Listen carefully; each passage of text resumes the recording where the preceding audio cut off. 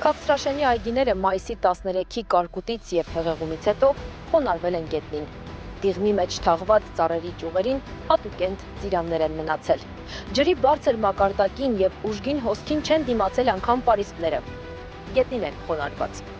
Իսկ հեղեղումները ճեղքելով այգիները հասել են գյուղացիների տները, լցվել առաջին հարկերը։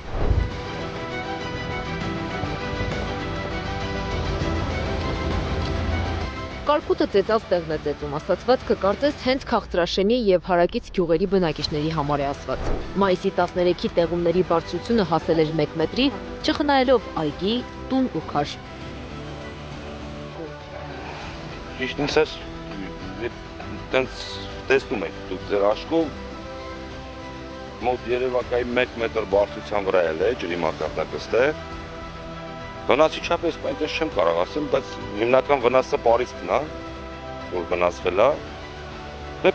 որոշակի է դիղմը, որ խնդիր է առաջացնելու։ Եվ արդեն առաջացրել է։